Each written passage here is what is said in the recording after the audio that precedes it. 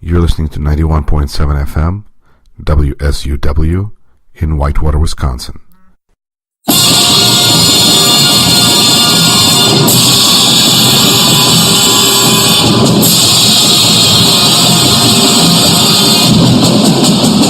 You're listening to Rashkin Report.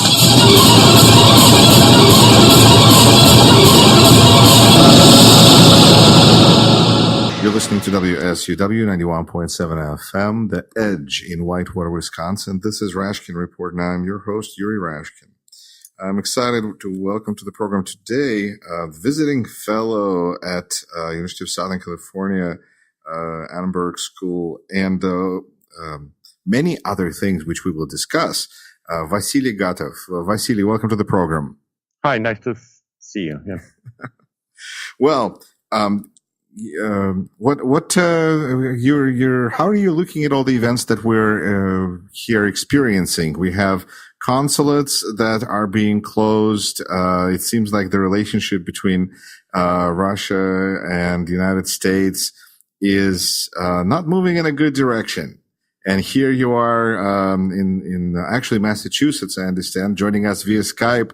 How are you viewing what is going on? Well, I would put it in two different dimensions or perspectives.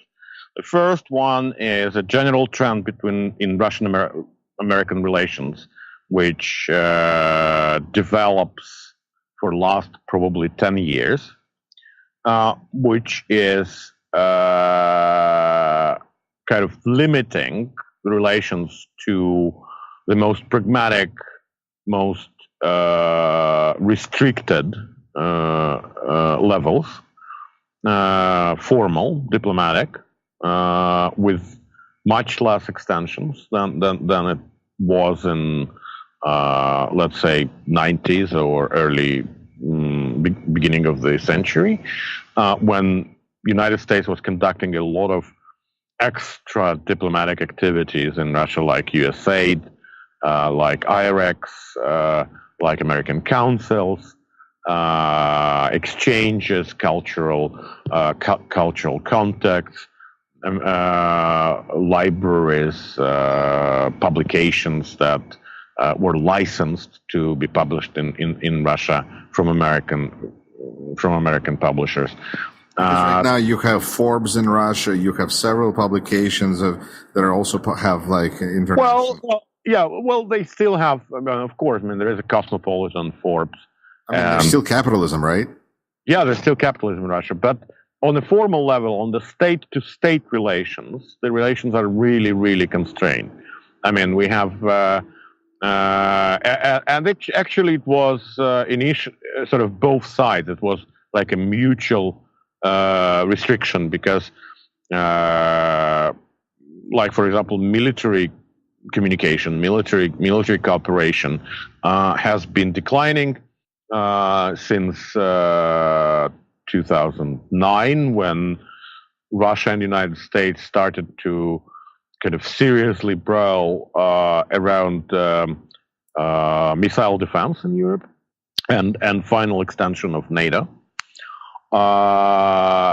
So far, Russia and the United States have continued their cooperation in space, like International Space Station, Russian launches to space station, but Russia persistently kind of blackmails the United States, saying that we can stop this any day, and you don't have you don't have reliable channel of delivery of cosmonauts to International Space Station, which is true,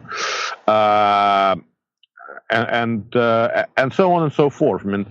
Russia has expelled American NGOs, then it expelled American government organizations that have been working, like USAID or IREX, and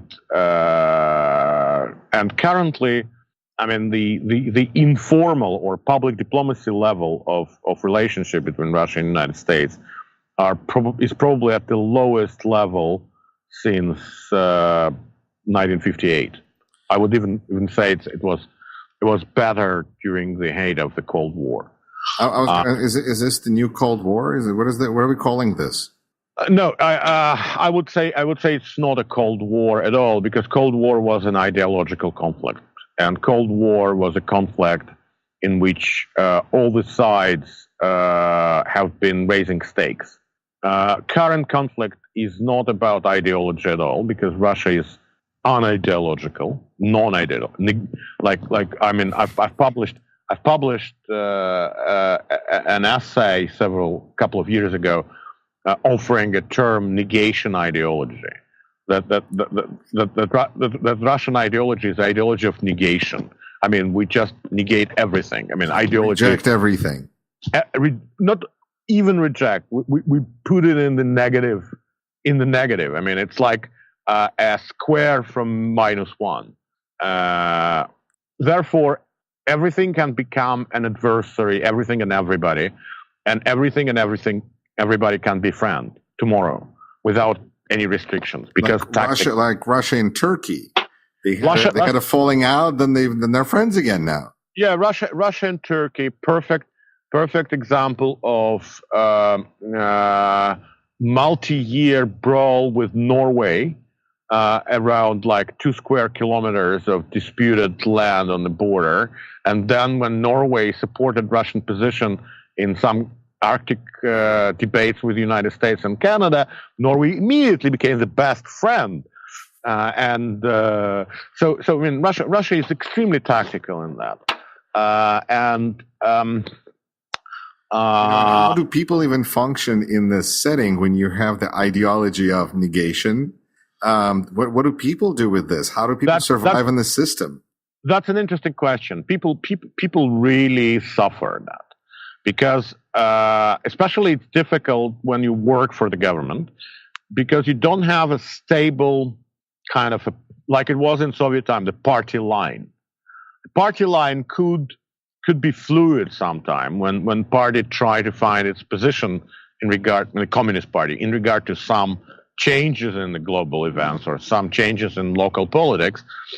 But in general, you still have like a Marxist dogma of class struggle, sort of proletarians of all countries unite, and blah blah blah, and you can probably dress everything in those clothes.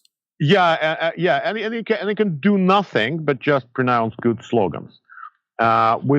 With Putin's negation ideology, you have to be extremely sensitive and persistently kind of try to predict what Vladimir Vladimirovich will say tomorrow.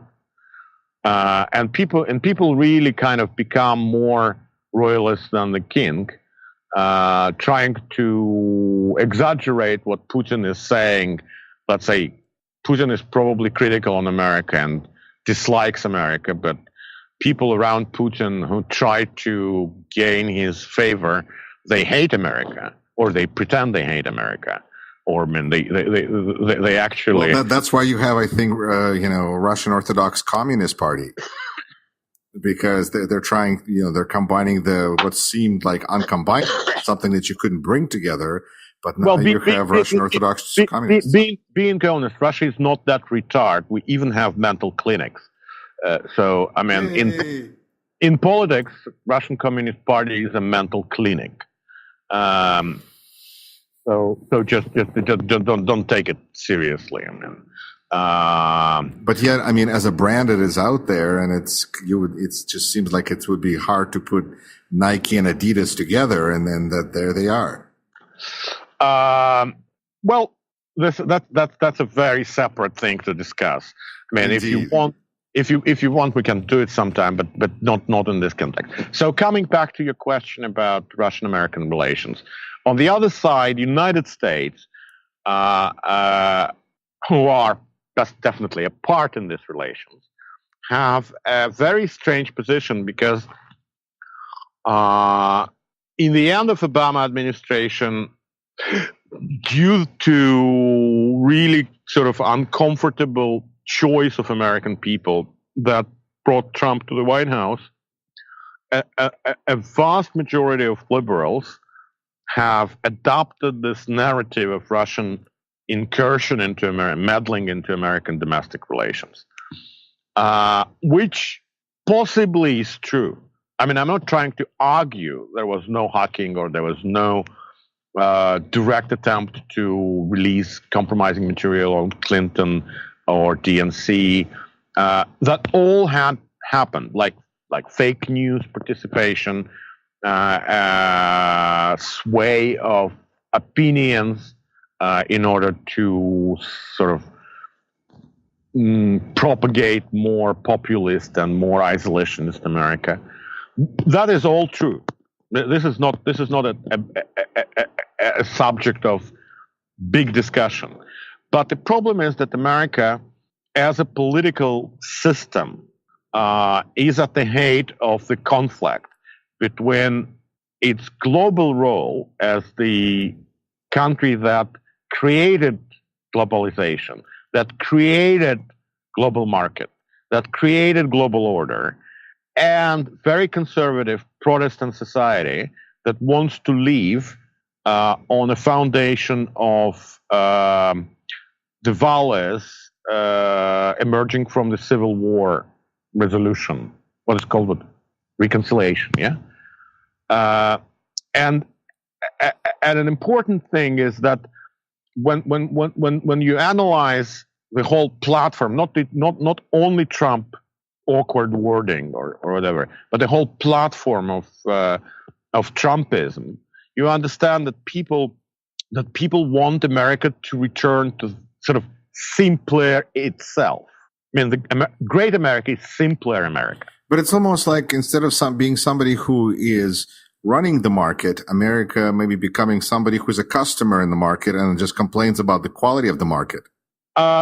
You can put it that way, but more important is that once again, it could be a different conversation, but no, but it's very straightforward. I mean, Obama's America has primarily addresses a very complex role in global politics.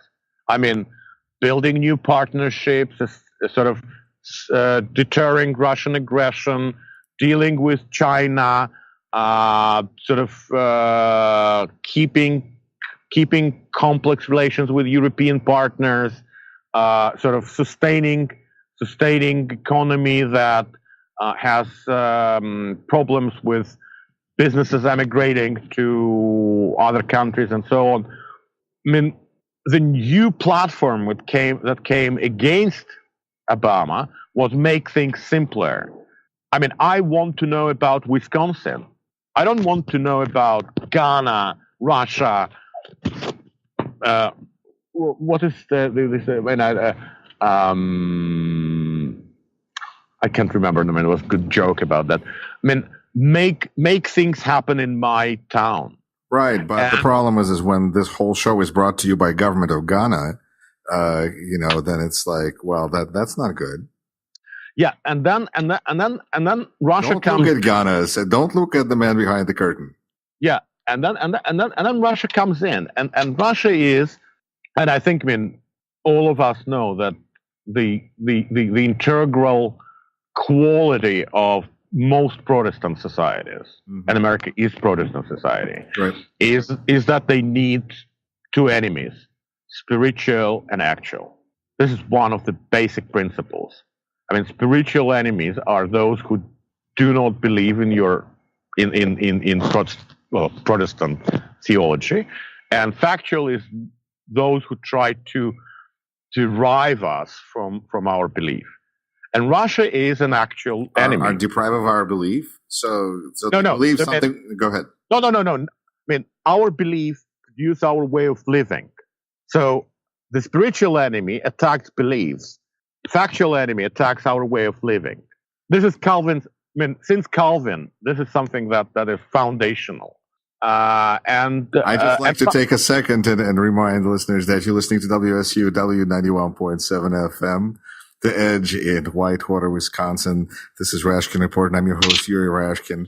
I'm excited to be engaged in a deep conversation with visiting fellow at the University of Southern California, Political School of Annenberg School, and many other things I keep saying, but there's you're on the board of directors of Open Russia, which is Mikhail Khodorkovsky's organization. And media analytic is analyst really is in this language is your specialties as well. So as we see the situation between Russia and the United States, I don't know, the lights are not going out; their lights are dimming, and everybody, do you feel that this can stop at some point?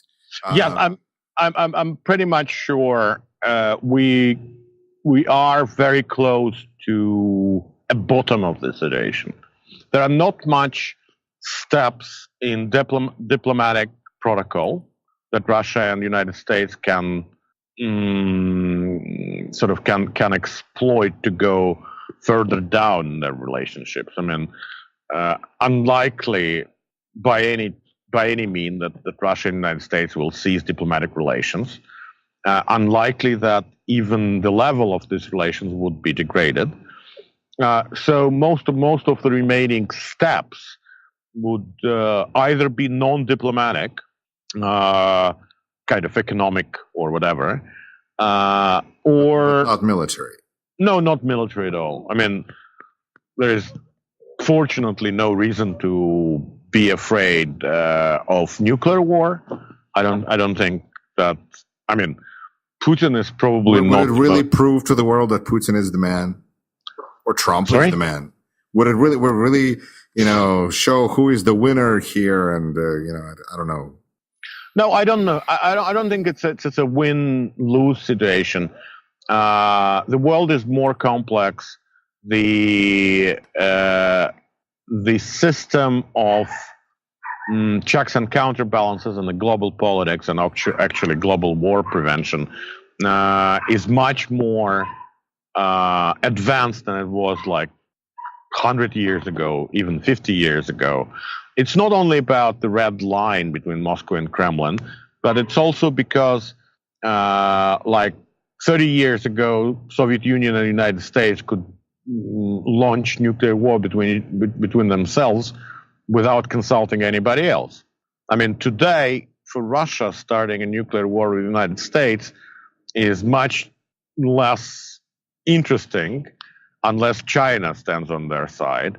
And similar for the United States. I mean, of course, existential threats are existential threats, but we know much more about how world is going to survive, and therefore the change in the attitude is that we make a huge harm with a nuclear war, but they still will leave after that. So I don't think that this nightmares, these scenarios of doom are possible at all. What is possible and what is becoming more and more possible is that sort of powers, not superpowers, but powers, may collide in minor conflicts. That is one of the possibilities that today is. Are you speaking about like proxy wars? Like proxy war in Syria to some extent? Yeah, proxy wars are very, very. They existing. Like siding with particular forces in the civil wars, like in Afghanistan, and nobody knows what is going to happen in Pakistan. Yeah, and Central Asia is not absolutely stable region. So there's a lot of options for sort of military conflicts, but none of them arise to kind of existential war that will seize existence of humankind. And I don't think that it's technically possible because although Russia and the United States speak a lot about upgrading their nuclear arsenals and so on, technically both countries are absolutely overloaded with the cost of maintaining this. And when Obama and actually Putin suggested another round of or START treaties, that was mostly logical because it's just bloody expensive.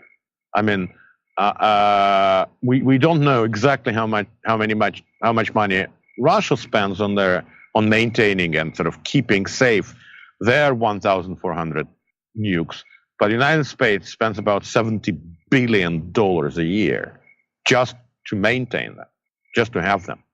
Expensive. Expensive. Security comes at a price. Yeah. All right. No. I mean, I'm not speaking about military part. It's only nuclear energy part. Oh, that's Rick Perry. We're in good hands there. Okay.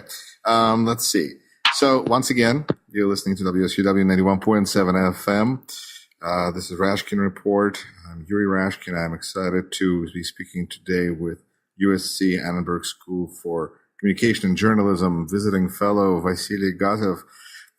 Vasily, what I'd like to kind of, the last area that I wanted to cover today with you is future of Russian language media in kind of in a sense of almost like a 5-year view. When you look at what's going on in Russia today, as as they say, bolts are being tightened, screws are being tightened, all the time, and especially as the pressure from the West may be at an ever declining state. What does the future holds for Russian language media, do you feel? Well, Russian language media lives. I mean, this is not a Walking Dead. It's not a zombie. It's not a corpse.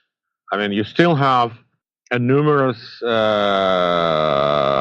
media outlets that produce quite quality journalism, responsible and impartial news. You still have news agencies that verify stories and serve the industry. What you don't have, you don't have public media. You don't have media serving the interest of public. And television, most of large network radio companies, less newspapers are under the state control, and they're not even censored. They just directed what to do. I mean, censors in kind of a formal form are people who read articles or watch stories for TV before they're being aired. No, I mean, you don't have people like this in Russia. I mean, this is self-censorship. Journalists and editors just don't. But does it mean that instead of having 2 censors sitting in the room next door that are reading everything that comes out, you have 1 million censors who are all reading this and can complain about it? Yeah. In a way, I mean, I've started my journalistic. But I mean, there's a tightening of the situation. It's getting. Well, Yuri, I will share with you my anecdote from the very beginning of my journalistic career. I mean, I came to Moscow City newspaper in 1985. It was like last 2 years of full-blown Soviet censorship. And I was sent under editorial assignment to write about some, it was called youth development in a city of Zelenograd. It's a suburb of Moscow, which in Soviet time was kind of a Soviet Silicon Valley when they tried to replicate American computer industry.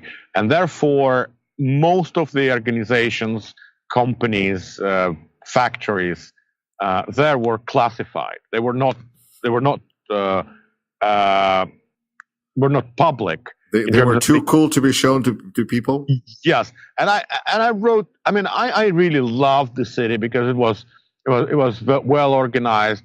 As we call it now, I mean, a result of the good gentrification efforts. I mean, early hipsters were walking over the street, nice cafes, some public spaces. It was modern built city. And I came back and wrote a story praising great factories. I don't remember, Avant-Garde, this one. that made the city so great and good for youngsters. It was Moskovsky Komsomolets, the youth newspaper. And then a few minutes ago, later after I put my story on to the editor, I'm called to censor's room. And the censor, he doesn't even speak to me. He opens to me a book. And the book is headline, the name of the book is the list of the companies and organizations that are allowed to be mentioned in the open press. And then he opens it on the Z letter for Zelenograd, and there's one company for the city of 350,000 people living in there, and you will never realize what this company is about. I don't know. It makes shoes. Yeah. No, buttons. Крюковская пуговичная фабрика. And that's the only thing you can talk about, or you can? Yeah. Really, all the others. I mean, huge silicon factories that produce silicon platters. I mean, electronic producers. A huge university that teaches people with radio physics and electronics. I mean, a number of factories that produce aluminum parts and so on that needed for computer bodies and so on. Nothing of that is allowed. This is censorship. When we speak about modern Russia and the future Russia, which you asked about 5 years, I mean, there will be no censors in the newsrooms in Russia. There'll be no people asking, why you writing about Putin? We're not allowed to write about Putin, or we're not allowed to write about America, or we're not allowed to write about this factory. In this regard, they're just not that organized. No, I mean this is just unnecessary, because when you have someone like Putin, who is very reactive politician, who explicitly demonstrates his, especially his anger, actually kills people because of anger, like Alexander Litvinenko in London, or Anna Politkovskaya, I mean, the famous Russian investigative reporter, and so on, just because he dislikes, I mean, people thinks he dislikes this. So journalists are just scared. I mean, they're just scared. They know. I mean, that sometimes you can write about something. It's like you step on the landmine, and this landmine can kill you, can send you to jail, can send you to exile, can be dangerous for your publication, can be dangerous for owner of the publication who pays you your salary. And you don't even have a button factory that you know you can write about. Yeah, and you don't have a button factory. I mean, sometimes even if you write only about button factory, it could happen that Putin or somebody around Putin dislikes writing about this button factory. For zippers, you know. Yeah, and I mean, the very good example is, I mean, it's a good part of the fake news sort of story. One of the, well, let's call it discoveries of the modern Russian media is that Russia can effectively manage digital and social media space with the armies of bots and fake accounts. My friend Adrian Chen published a great story, and he received, I don't remember, no, he didn't get a Pulitzer, but many other rewards in journalism for his article, "The Agency," in the New York magazine, which is about this strange, non-existing but actually existing company in the suburbs of St. Petersburg, where hundreds and hundreds of people are working as commentators or Twitter bots or commanders for newspapers, websites, or social media posts that serve interests of Kremlin. I mean, and there's there's like a troll factories. Yes, it's what is called troll factory. Yeah, and an interesting thing. I mean, just a few days ago, another friend of mine, Ben Nima, who leads digital forensics lab at Atlantic Council, had kind of discovered the mechanism of one of this bot machines' participation in alt-right debate, and some of these bots were reusable. Before they were blaming Navalny in Russia, who is the leading opposition figures, then they were used to agitate against Hillary. Then they were agitated they were used to agitate against Emmanuel Macron in France, and now they're used to agitate for white supremacists after Charlottesville. Now, so is this Google? Is this Google Translate? Are they also trained in all the languages? How does that? No. They just use Google Translate, and actually these bots are writing in multiple languages, starting from Farsi. When you say bots, there's human beings, right? No, they are not human beings. They're artificially controlled. They're artificial entities that are controlled by a software that. Just at the end of the story, that is programmed to react on certain things. So DFR Lab, which Ben Nima has, published a story which demonstrated how they work, and he put a particular hashtag into that. It happened that the operator of this botnet, who happened to be Russian, and it was easily discovered, he targeted botnet on this hashtag, and then everything what mentioned that hashtag was immediately attacked by bots in multiple thousands a minute. Like, have you ever seen how you get like 15,000 retweets a minute? Wow! So that you can't get people to do that. You need machines. Yeah, you need machines. So that started to happen like en masse, and I think that was a great provocation, because finally it made Twitter to react. And finally Twitter started to take down these botnets. I had not many, 5 years ago, I led a project in Moscow at RIA Novosti that was an early attempt to investigate commercial botnets that are used for not for fake news. Then they were used mostly for pumping up, inflating the audience of political Twitters and Facebook accounts. Like for Dmitry Medvedev Facebook account, it was like about 55% of artificial entities who subscribed to it. On Facebook, about 60% on Twitter. And because RIA Novosti was charged with president account, then when we just wanted these entities out, we just didn't want them. So, but Twitter didn't realize, and Facebook didn't realize the problem. Today, it's more than a problem, because just recently I have been watching with the specific software the operation of a botnet on Twitter, which controls about 2 million accounts. 2 million, which can currently mostly were used for advertising purposes. It kind of clicks on the advertising. But then imagine what it will do if it starts to push MAGA hashtag or lock her up. What was this about Clinton?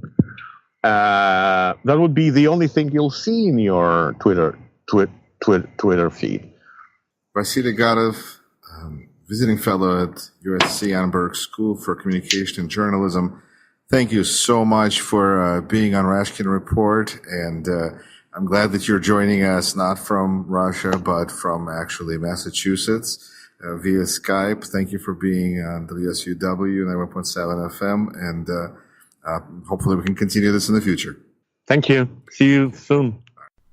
You're listening to 91.7 FM, WSUW, in Whitewater, Wisconsin.